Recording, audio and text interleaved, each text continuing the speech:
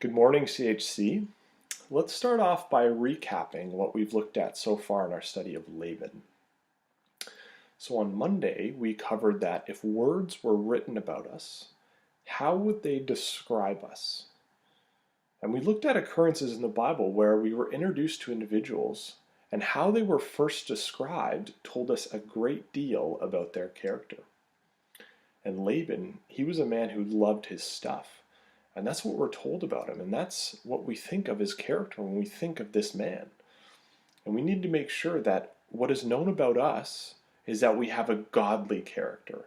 And that people will know us and talk about us as kind and loving and thoughtful people. Then on Tuesday, we looked at decision making and how we need to not rush and make decisions quickly.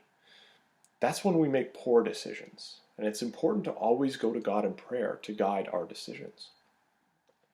It doesn't matter the circumstance, we can always approach God in prayer. And that is especially true when we make decisions in our lives. And we looked at a number of examples, both good and bad examples of decision making. And we don't ever read of Laban consulting God before making decisions. Now for this morning, we're going to jump ahead in time to when Jacob is fleeing unto Laban. And Jacob, he has to flee because he knows Esau, his brother, will kill him if he finds him for stealing his blessing. So Jacob's on the run, and he's told to go unto Laban. He has no one else to turn to but this man. And Jacob, when he goes unto Laban, he meets his daughter, Rachel, who's Laban's younger daughter, and she is beautiful. And he falls in love and he wants to marry her. So let's open our Bibles and turn to Genesis 29 and start reading at verses 15 to 20. So Genesis 29 and verses 15 to 20. And Laban said unto Jacob, Because thou art my brother, shouldest thou therefore serve me for naught? Tell me, what shall thy wages be? And Laban had two daughters. The name of the elder was Leah, and the name of the younger was Rachel. Leah was tender-eyed, but Rachel was beautiful and well-favored. And Jacob loved Rachel. And he said, I will serve thee 7 years for Rachel thy younger daughter. And Laban said, It is better that I should give her to thee, than that I should give her to another man. Abide with me. And Jacob served 7 years for Rachel. And they seemed unto him but a few days, for the love that he had unto her. So Jacob and Laban here make a covenant where Jacob would work for 7 years and then be given Rachel to be his wife. And Laban promises to do that, it says in verse 19. And Jacob works for those 7 years and they fly by because he loves her. And after those 7 years were up, Laban threw a wedding feast. But he tricked Jacob and gave him Leah instead. And she was the elder sister of Rachel. Verse 22 says, And Laban gathered together all the men of the place and made a feast. And it came to the pass in the evening that he took Leah his daughter and brought her unto him. And now skip down to verse 25 and read verse 25 to 27. And it came to pass that in the morning, behold, it was Leah. And he said unto Laban, What is this that thou hast done unto me? Did not I serve with thee for Rachel? Wherefore then hast thou beguiled me? And Laban said, It must not be done so in our country, to give the younger before the firstborn. Fulfill her week, and we will give thee this also for thy service, which thou shalt serve me yet another 7 years. So what happens here? Well, Laban goes back on his word. He doesn't fulfill his promise that he made with Jacob. He lies to him and he deceives him. And out of this, he gets Jacob for another 7 years of work. Hopefully, we all know that it's wrong to deceive people and to lie to people. But what verses do we know of in the Bible that talk about covenants? And specifically, how does God feel about them? Well, let's look at a few of them to know just how wrong Laban was in doing this. So let's turn over to Genesis chapter 9. And Genesis chapter 9 is the story of Noah. In Genesis 9, verses 8 to 17. It says, "And the Lord spake unto Noah and to his sons with him, saying, And I, behold, I will establish my covenant with you and with your seed after you, and with every living creature that is with you, of fowl and of cattle and of every beast of the earth with you, from all that go out of the ark and every beast of the earth, and I will establish my covenant with you. Neither shall all flesh be cut off any more by the waters of a flood, neither shall there any more be a flood to destroy the earth.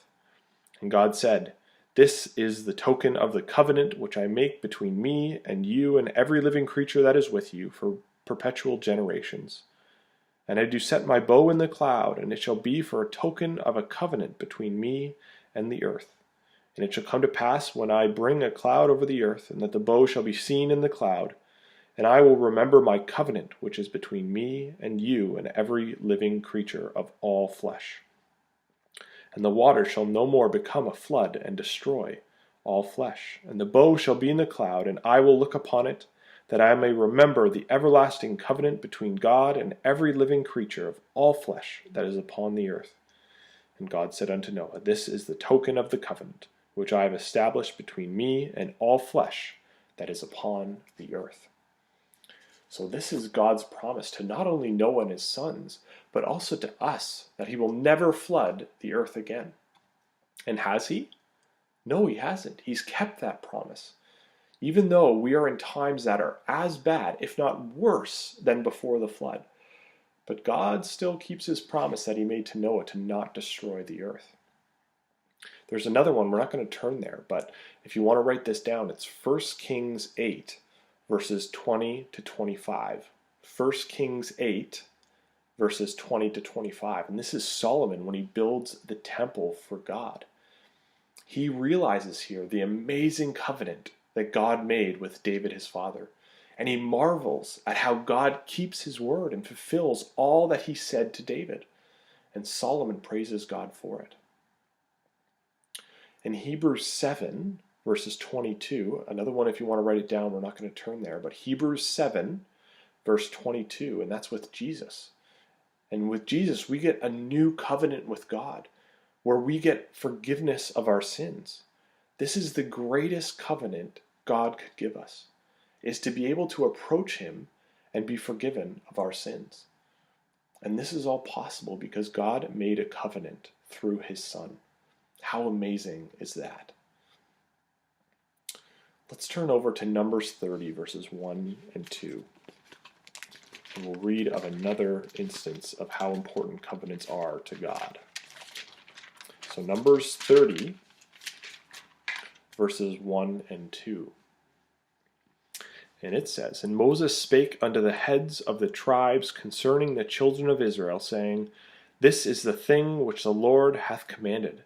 If a man vow a vow unto the Lord, or swear an oath to bind his soul with a bond, he shall not break his word. He shall do according to all that proceedeth out of his mouth. So if we make a vow unto God, like getting baptized maybe, because baptism is a vow unto God. So we must keep that. That's a covenant unto God when we get baptized. It's not an option to keep it, but it binds us to God when we make that covenant to him. And that's what Moses is saying in these verses. When you make a vow to God, that's a vow or a covenant which cannot be broken.